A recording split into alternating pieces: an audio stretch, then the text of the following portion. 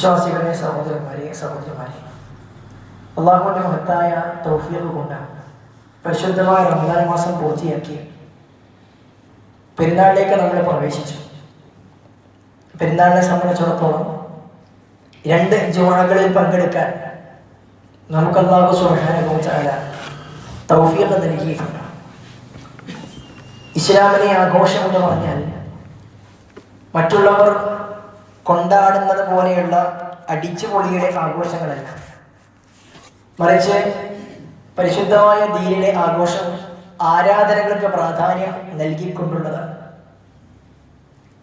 കഴിഞ്ഞ 1 മാസക്കാലം നമ്മൾ അനുഷ്ഠിച്ച പ്രവർത്തനങ്ങളിൽ ഒരൊറ്റ പ്രവർത്തനം മാത്രമാണ് ഇന്ന് നമുക്ക് ചെയ്യാൻ പാടില്ലാത്തതായിട്ടുള്ളത്. അത് നോമ്പാണ്.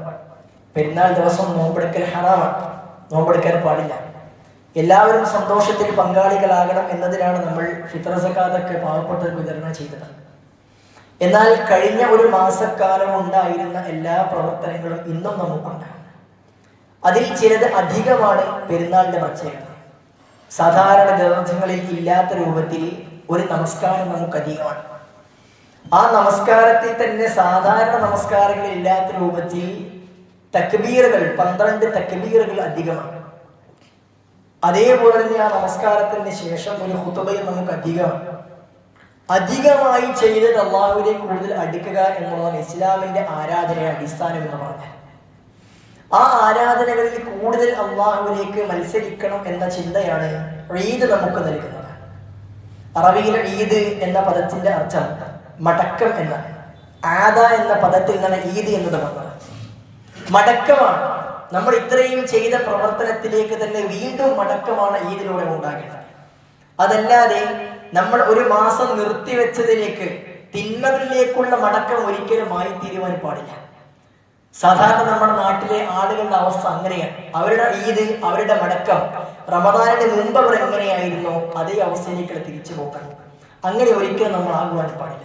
സഹോദരന്മാരെ, പെരുന്നാളും തുടർന്നുള്ള ദിവസവും നമുക്കുള്ള പരീക്ഷണത്തിന്റെ വേളകളാണ്. നമ്മൾ ഓരോരുത്തരും ആലോചിക്കേണ്ടത്, നമ്മൾ കഴിഞ്ഞ റമദാൻ മാസത്തിന്റെ 29 ദിനരാത്രങ്ങളിൽ നമ്മൾ കുറെ കർമ്മങ്ങൾ ചെയ്തിട്ടുണ്ട്. ഈ ചെയ്ത പ്രവർത്തനങ്ങൾക്ക് തുടർച്ച ഉണ്ടാക്കാൻ ഞാൻ നിങ്ങൾ പരിശ്രമിക്കേണ്ടതാണ്. അത് റബ്ബിന്റെ ഒരു പരീക്ഷണമാണ്. പെരുന്നാൾ ദിവസമായപ്പോൾ ഒരു പരീക്ഷണം കഴിഞ്ഞിട്ടാണ് ഞാൻ നിങ്ങൾ ഇവിടെ എത്തി നിൽക്കുന്നത്. രാവിലെ ഒരു നമസ്കാരത്തിൽ കൂടി, രണ്ടാമത് വീണ്ടും ഒരു ജുമയിൽ പങ്കെടുക്കൽ. സാധാരണ വെള്ളിയാഴ്ച വ്യത്യസ്തമായി രാവിലെ പങ്കെടുത്ത ആൾക്ക് ഇളവുകൾ ഉണ്ടെങ്കിൽ നമ്മൾ ഈ ജുമയിലേക്ക് പങ്കെടുക്കാൻ വന്നിട്ടുണ്ട്. എന്നാൽ ഇന്ന് രാവിലെ നമ്മൾ പുലർന്നത് തന്നെ ഒരു പരീക്ഷണം കഴിഞ്ഞിട്ടാണ്. ആ പരീക്ഷണത്തിൽ വിജയിച്ച എത്ര ആളുകൾ, ഞാനും നിങ്ങളും എത്ര ആളുകൾ ആ പരീക്ഷണത്തിൽ വിജയിച്ചിട്ടുണ്ട് എന്നതിന്റെ ഉത്തരത്തിൽ നിന്നാണ് ഇനി ഇവിടെ നിന്ന് അങ്ങോട്ട് നമ്മൾ എങ്ങനെ മുന്നോട്ട് പോകണം എന്ന് നമ്മൾ തീരുമാനിക്കേണ്ടത്. സഹോദരന്മാരെ, സഹോദരിമാരെ, കഴിഞ്ഞ 1 മാസക്കാലം നമ്മൾ ഇശാ നമസ്കാരങ്ങൾക്ക് ശേഷം തറാവീഹ് നമസ്കരിച്ചിരുന്നു. അവസാനത്തെ 10 ധാരാളം ആളുകൾ ഖിയാമുൽ ലൈൽ നമസ്കരിച്ചിരുന്നു. അഥവാ ഇശായിന്റെയും സുബഹിന്റെയും ഇടയിൽ 11 റക്അത്ത് സുന്നത്താക്കപ്പെട്ട നമസ്കാരം നമ്മൾ എല്ലാവരും നിർവഹിച്ചിട്ടുണ്ട്. അല്ലാഹു സുബ്ഹാനഹു വ തആല നമ്മിൽ അത് ഖബൂൽ ചെയ്യുമാറാകട്ടെ. സുഹൃത്തുക്കളെ, റമദാൻ മാസത്തിൽ മാത്രമുള്ള പ്രത്യേകതയാണ് ആ നമസ്കാരം സ്ഥിരമായി ജമാഅത്തായി നിർവഹിക്കുക എന്നുള്ളത്. എന്നാൽ റമദാൻ മാസത്തിൽ മാത്രമുള്ള നമസ്കാരമല്ല രാത്രി നമസ്കാരം. റസൂലുള്ളാഹി സ്വല്ലല്ലാഹു അലൈഹി വസല്ലമയെ കുറിച്ച് നമ്മുടെ ഉമ്മ ആയിഷ റളിയല്ലാഹു അൻഹ പഠിപ്പിച്ചത്, മാ കാന റസൂലുള്ളാഹി സ്വല്ലല്ലാഹു അലൈഹി വസല്ലം യസീദു ഫീ റമദാൻ വലാ ഫീ ഗൈരിഹി ഇല്ലാ 11 റക്അ. റമദാനിലാകട്ടെ അല്ലാത്തപ്പോഴാകട്ടെ റസൂൽ സ്വല്ലല്ലാഹു അലൈഹി വസല്ലം 11-ൽ കൂടുതൽ നമസ്കരിച്ചിരുന്നില്ല എന്ന്. പ്രവാചകൻ എല്ലാ ദിവസവും രാത്രി നമസ്കരിച്ചിട്ടുണ്ട്. സഹോദരന്മാരെ, 29 ദിവസം നമ്മൾ രാത്രി നമസ്കരിച്ചിട്ട് ഇന്നലെ ശവ്വാൽ പിറ കണ്ടതിന് ശേഷം ഉള്ള സമയത്ത് ഇശായിന്റെയും സുബഹിന്റെയും ഇടയിൽ നമ്മളിൽ എത്ര ആളുകൾ രാത്രി നമസ്കാരം നിർവഹിച്ചിട്ടുണ്ട്? 11 റക്അത്തുകൾ നമുക്ക് നിർവഹിക്കണം എന്നില്ല. മിനിമം ഒരു 3 റക്അത്തെങ്കിലും വിത്തറായിക്കൊണ്ട് നമസ്കരിച്ച എത്ര ആളുകൾ നമ്മുടെ കൂട്ടത്തിലുണ്ട്? ആ ചോദ്യത്തിന്റെ മനസ്സിൽ ഉത്തരം പറഞ്ഞെടുത്ത് തുടങ്ങണം നമ്മൾ ഇവിടെ നിന്ന് അങ്ങോട്ടേക്ക് അങ്ങനെ ജീവിക്കണം എന്നുള്ളത്. അള്ളാഹുവിന്റെ പരീക്ഷണത്തിൽ നമ്മൾ വിജയിക്കാൻ സന്നദ്ധമാകുന്നുണ്ടോ, കഴിയുന്നുണ്ടോ എന്ന് നമ്മൾ ഓരോരുത്തരും തിരിച്ചറിയേണ്ടതാണ്. അല്ലദീ ഖലഖൽ മൗത് വൽ ഹയാത്ത് ലിയബ്ലുവകും അയ്യുകും അഹ്സനു അമല. നിങ്ങൾക്ക് മരണവും ജീവനവും നൽകിയത് ആരാണ് നിങ്ങളിൽ ഏറ്റവും നന്നായി പണിയെടുക്കുന്നതെന്ന് പരീക്ഷിക്കാൻ വേണ്ടി തന്നെയാണ്. നന്നായി പണിയെടുത്തവനാണ് നാളെ പരലോകത്ത് കൂലി ലഭിക്കുക. സഹോദരന്മാരെ, പടച്ചെറുക്കന്റെ ആ പരീക്ഷയിൽ നമ്മൾ വിജയിച്ചിട്ടുണ്ടോ? ഇല്ല എന്നുണ്ടെങ്കിൽ നമ്മൾ ഇനി അങ്ങോട്ടേക്ക് നന്നാകേണ്ടതുണ്ട്. ഉണ്ട് എന്നാണെങ്കിൽ അൽഹംദുലില്ലാഹ് നമ്മളെ തുടർന്ന് കൊണ്ടുപോകാൻ നമ്മൾ പരിശ്രമിക്കേണ്ടതുണ്ട്. അല്ലാഹു സുബ്ഹാനഹു വ തആല വിശുദ്ധ ഖുർആനിൽ ഞാൻ തുടക്കത്തിൽ ഓതി വെച്ച വിശുദ്ധ ഖുർആനിൽ സൂറത്തുൽ നഹ്ലിൽ അല്ലാഹു സുബ്ഹാനഹു വ തആല പഠിപ്പിച്ച സൂറത്തുൽ ഹിജ്റിൽ പഠിപ്പിച്ച വളരെ പ്രധാനപ്പെട്ട ഒരു വാചകം, വഅബ്ദു റബ്ബക ഹത്താ യഅതിയകൽ യഖീൻ. അല്ലാഹു സുബ്ഹാനഹു വ തആല ആരാധിക്കണം, വഅബ്ദു റബ്ബക, നീ റബ്ബിനെ ആരാധിക്കണം, ഹത്താ യഅതിയകൽ യഖീൻ, നിന്റെ യഖീൻ വന്നെത്തും വരെ. എന്താണ് യഖീൻ എന്ന് പറഞ്ഞാൽ?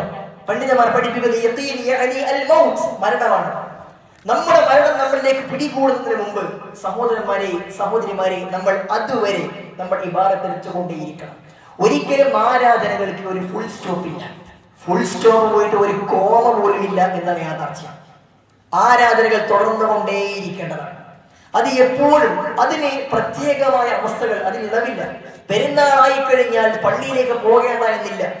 പെരുന്നാളായി കഴിഞ്ഞാലും ജമാഅത്തിന് പള്ളിയിലേക്ക് എത്തണം. പെരുന്നാളായി കഴിഞ്ഞാൽ എന്തുമാകാമെന്നല്ല. പെരുന്നാളായി കഴിഞ്ഞാലും അള്ളാഹുവിനെ നമ്മൾ ആരാധിച്ചുകൊണ്ട് പടച്ചവനെ പേടിച്ചുകൊണ്ട് തന്നെ നമ്മൾ മുന്നോട്ട് പോകേണ്ടതുണ്ട്. അള്ളാഹു നമ്മൾക്ക് എല്ലാ സമയത്തും നമുക്ക് പരീക്ഷണം എന്നോണം നമ്മുടെ മുമ്പിലേക്ക് പലതും വിട്ടു നൽകും. അതിൽ എത്ര ആളുകൾ വിജയിക്കുന്നു എന്നിടത്താണ് കാര്യമുള്ളത്. നമ്മൾ വിജയിക്കാൻ സന്നദ്ധമാക്കേണ്ടതുണ്ട്. അതുകൊണ്ട് പണ്ഡിതന്മാർ പറയുന്നത് ലാ തകുൻ റമദാനിയൻ, നീ ഒരിക്കലും റമദാനിന്റെ ആളായി മാറരുത്. ഫകുൻ റബ്ബാനിയൻ, നീ റബ്ബിന്റെ ആളായി തീരണം. കാരണം എന്താണ്? ഒരു മാസക്കാലം ഏത് റബ്ബിന് വേണ്ടിയാണോ നീ ഇബാദത്ത് എടുത്തത്, അതേ റബ്ബ് തന്നെയാണ് അടുത്ത 11 മാസക്കാലവും നിന്റെ കൂടെയുള്ളത്. അതുകൊണ്ട് നിങ്ങൾ എവിടെയായിരുന്നാലും ആ റബ്ബ് നിങ്ങളുടെ കൂടെ ഉണ്ട് എന്ന ബോധത്തിൽ നിങ്ങൾ അള്ളാഹുവിനെ ആരാധിക്കേണ്ടതുണ്ട്. നീ അറിയണം റബ്ബ് സുബ്ഹാനഹു വ തആല നിന്നെ കണ്ടുകൊണ്ടിരിക്കുന്നുണ്ട്. അള്ളാഹുവിന്റെ കണ്ണ് വെട്ടിച്ചുകൊണ്ട് നിനക്കൊന്നും ചെയ്യാൻ കഴിയില്ല. അല്ലാഹു സുബ്ഹാനഹു വ തആല നിന്റെ കണ്ണിന്റെ കട്ടുനോട്ടങ്ങൾ, നിന്റെ ഹൃദയത്തിന്റെ മന്ത്രണം പോലും ആ റബ്ബ് അറിയുന്നുണ്ട്. ആ റബ്ബിന്റെ മുമ്പിൽ ഞാൻ എത്രത്തോളം പണിയെടുക്കുമെന്ന് സഹോദരന്മാരെ തീരുമാനിക്കാൻ കഴിയേണ്ടതുണ്ട്. റമദാനിന്റെ തുടർച്ച നമുക്ക് ആവശ്യമാണ്. പരിശുദ്ധമായ റമദാനിൽ നമ്മൾ ചെയ്തു വെച്ച പ്രവർത്തനങ്ങൾക്ക് തുടർച്ച വേണം. അള്ളാഹുവിന്റെ പ്രവാചകൻ പഠിപ്പിച്ചില്ലേ, അഹബ്ബുൽ അമാലി ഇലല്ലാഹി അദ്വമുഹ, അള്ളാഹുവിന് ഏറ്റവും ഇഷ്ടമുള്ള പ്രവർത്തനം സ്ഥിരമായി ചെയ്യുന്നതാണ്. റസൂൽ അവിടെ നിർത്തിയിട്ടില്ല. പ്രവാചകൻ പറഞ്ഞത് അവിടെ നിർത്തിയിട്ടില്ല. അള്ളാഹ്ക്ക് ഏറ്റവും ഇഷ്ടം സ്ഥിരമായി ചെയ്യുന്നതാണ് എന്ന് പറഞ്ഞ് നിർത്തിയിട്ടില്ല. ഒരു ചെറിയ വാചകം കൂടി പ്രവാചകൻ ചെയ്തു. അതെന്താണ്? അത് എത്ര കുറച്ചാണെങ്കിലും ശരി, കുറേ ചെയ്യണമെന്നതല്ല, തുടർച്ചയായി കുറച്ച് ചെയ്യുക, അവിടെയാണ് വിഷയം. സഹോദരന്മാരെ, പരിശുദ്ധമായ റമദാൻ മാസത്തിൽ 1, 2, 3 തവണയൊക്കെ ഖത്ം തീർച്ച ആളുകൾ, അതിനേക്കാൾ കൂടുതൽ തീർത്തവർ ഈ കൂട്ടത്തിലുണ്ടാകും. അല്ലാഹു സുബ്ഹാനഹു വ തആല ഖബൂൽ ചെയ്യുമാറാകട്ടെ. ഇന്ന് റമദാൻ കഴിഞ്ഞ് ശവ്വാലിലേക്ക് എത്തിയിട്ട് നമ്മൾ ഖുർആൻ എത്ര പേജ് ഓതിയിട്ടുണ്ട്? ഇല്ലെങ്കിൽ ഓതണം. നമ്മൾ തുടർച്ചയായി അങ്ങോട്ടേക്ക് സ്ഥിരമായി പാരായണ രീതി നമുക്കുണ്ടാകണം. കുറേ വേണമെന്നില്ല. റമദാൻ ഒരു ദിവസം ജുസു പാരായണം ചെയ്യുന്നുണ്ട്, എന്നാൽ റമദാൻ കഴിഞ്ഞാൽ അങ്ങനെ തിരക്കുകൾ പലതും ഉണ്ടാകാം. നിങ്ങൾ ഒരു 5 പേജ് ഓതും, അല്ലെങ്കിൽ 2 പേജ് എന്ന് തീരുമാനിക്കും. എല്ലാ ദിവസവും സൂര്യ നമസ്കാരത്തിന് ശേഷം 2 പേജ്, അല്ലെങ്കിൽ മഗ്രിബിന്റെ ശേഷം 2 പേജ്, 2 മതി. നിങ്ങൾക്ക് സാധ്യമാകുന്ന വളരെ കുറച്ച് നിങ്ങൾ തെരഞ്ഞെടുത്താൽ മതി. അത് തുടർന്നു കൊണ്ടുപോകാൻ കഴിയുന്നിടത്താണ് വിജയം. നമ്മൾ രാത്രി നമസ്കരിച്ചിട്ടുണ്ട്. എല്ലാ ദിവസവും 11 നിർവഹിക്കണമെന്നില്ല. 3 റക്അത്ത് നമുക്ക് കഴിയുന്ന കാര്യം വളരെ ചുരുങ്ങിയതാണ്. അത് നമ്മൾ ചെയ്തു പോകണം. കഴിഞ്ഞ ഒരു മാസക്കാലം 4:00-ക്കും 4:45-നും 5 മണിക്കുമൊക്കെ നമ്മൾ അലാറം വെച്ചിട്ടുണ്ട്. എന്തിനാണ്? അത്താഴം കഴിക്കാൻ. ആ അലാറം ഓഫ് ചെയ്യരുത്. ആ അലാറം ഇനിയും അടിക്കട്ടെ, ഇനിയും മുഴങ്ങട്ടെ. കാരണം അല്ലാഹു സുബ്ഹാനഹു വ തആല യൻസിലു റബ്ബുനാ തബാറക വ തആല ഹീന യബ്ഖാ ഖുൽസൽ ലൈലിൽ ആഖിർ. റബ്ബ് സുബ്ഹാനഹു വ തആല ഒന്നാം ആകാശത്തേക്ക് ഇറങ്ങി വരുന്ന സമയമാണ്. ആ സമയത്ത് പടച്ച റബ്ബ് സുബ്ഹാനഹു വ തആല നമ്മളോട് ചോദിക്കുന്നുണ്ട്, ആരാണ് എന്നോട് ചോദിക്കുന്നത്, ഞാൻ നൽകാം.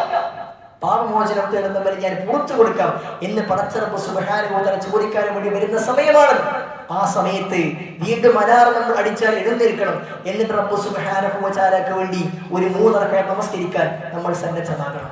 ഇനി അതല്ല, അങ്ങനെ കഴിയില്ല എന്നാണോ? കുഴപ്പമില്ല, നിങ്ങൾ ഉറങ്ങും മുമ്പ് നമസ്കരിച്ചാൽ മതി. അബൂ ഹുറൈറ റളിയല്ലാഹു അൻഹു പ്രവാചകൻ കൊടുത്ത ഉപദേശം അതാണ്, അല്ലാ അർഖുദ ഖബ്ല അൻ ഔതിർ.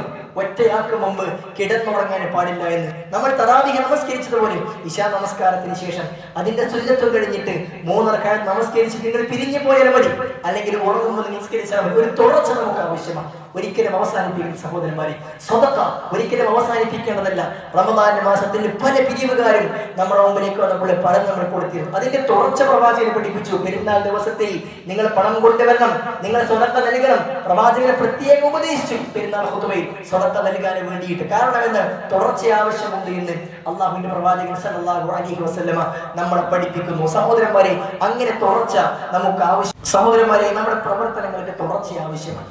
അതുകൊണ്ട് ഈ പരിശുദ്ധമായ റമദാൻ മാസത്തിലെ പെരുന്നാൾ ദിവസത്തിൽ രണ്ടാമത്തെ ഖുതുബയിൽ പങ്കെടുത്ത നമ്മൾ, രണ്ടാമത്തെ ജുമയിൽ പങ്കെടുത്ത നമ്മൾ സുഹൃത്തുക്കളെ, ഒരു തീരുമാനമെടുത്തിട്ടായിരിക്കണം നമ്മൾ പിരിഞ്ഞു പോകേണ്ടത്. ഇൻഷാ അല്ലാഹ് ഞാൻ ഒഴിവാക്കില്ല എന്റെ രാത്രി നമസ്കാരം, എന്റെ ഖുർആൻ പാരായണം, എന്റെ സ്വതക്ക, എന്റെ നാവിനെ പിടിച്ചു വെച്ചത്, എന്റെ സൽക്കർമ്മങ്ങൾ, ഞാൻ തിന്മകളിൽ നിന്ന് മാറി നിന്നത് ഒന്നും ഞാൻ ഇനി ഒഴിവാക്കുകയില്ല, ഇനിയും തുടർന്നു കൊണ്ടുപോകുമെന്നുള്ള ഉറച്ച തീരുമാനം നമ്മൾ എടുക്കുന്നുണ്ടോ, ബാക്കി അല്ലാഹു സുബ്ഹാനഹു വ തആല നമുക്ക് എളുപ്പം നൽകും. നമ്മൾ മതി ഇങ്ങനെ റമദാൻ അടുത്ത റമദാനായിട്ടാകാം എന്നാണ് നമ്മുടെ മനസ്സിലെ തീരുമാനമെങ്കിൽ സഹോദരന്മാരെ, അല്ലാഹു സുബ്ഹാനഹു വ തആല അതിലേക്ക് നമ്മൾ തിരിച്ചയക്കും. അതുകൊണ്ട് നല്ല ഉറച്ച തീരുമാനമെടുത്തുകൊണ്ട് ഇനി എനിക്ക് നന്നാകണം, റമദാനിൽ എങ്ങനെയായിരുന്നു അതേ രൂപത്തിൽ വരും ദിവസങ്ങളിലും വരും മാസങ്ങളിലും എനിക്ക് ജീവിക്കാൻ കഴിയണം. അങ്ങനെ തിന്മകളിൽ നിന്ന് മാറി നിന്നുകൊണ്ട് ഇബാദത്ത് അനുഷ്ഠിച്ചുകൊണ്ട് റബ്ബ് സുബ്ഹാനഹു വ തആലക്ക് ആരാധനകൾ അർപ്പിക്കുന്ന രൂപത്തിൽ യഖീനായ മരണത്തെ കണ്ടുമുട്ടാൻ നമ്മൾക്ക് കഴിയണം. അപ്പോഴാണ് നമുക്ക് വിജയിക്കാൻ സാധ്യമാവുക. അല്ലാഹു സുബ്ഹാനഹു വ തആല ആ രൂപത്തിൽ വിജയിക്കുന്ന വിശ്വാസികളുടെ കൂട്ടത്തിൽ നമ്മെ ഇവരെയും ഉൾപ്പെടുത്തി അനുഗ്രഹിക്കുമാറാകട്ടെ.